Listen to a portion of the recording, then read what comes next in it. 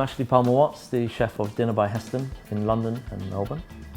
The food at Dinner by Heston is very much modern interpretations, historically inspired from British gastronomy, dating back to sort of 700-800 years, showcasing the best ingredients we can possibly get our hands on in a large, bustling restaurant.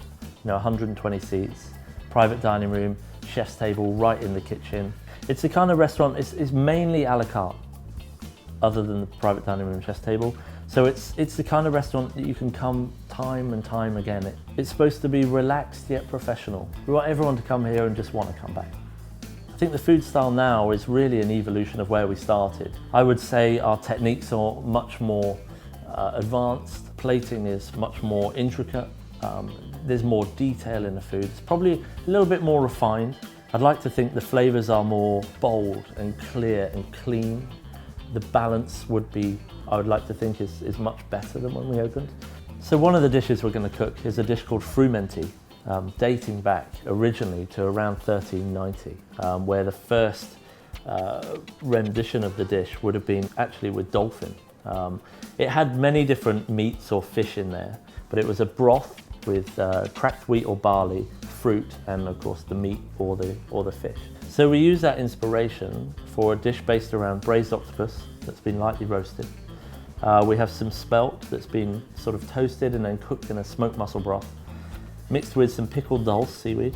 And so that sits on the bottom with some different sea vegetables, whatever we can get at the time. And then we'll add other bits depending on what's in season at that time. We then make a smoked mussel broth by opening mussels in the josper over the coals. Some lovage emulsion for really sort of green, a real nice green floral note with the acidity, so you get a lovely sort of balance as you eat through the dish. Each mouthful should be delivering something a little bit different than the previous one. It's a very modern interpretation. It's something that is very dinner. It originates from a long time ago.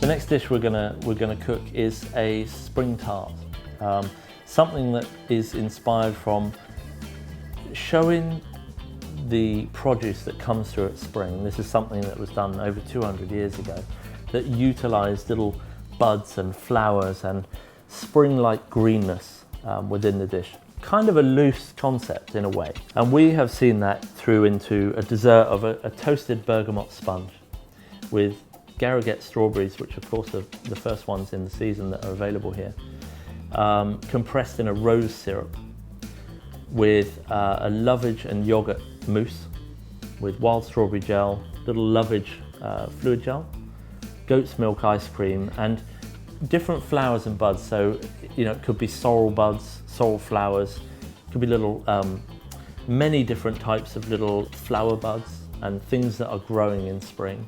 And those kind of things change within dessert as it moves on until we hit the summer.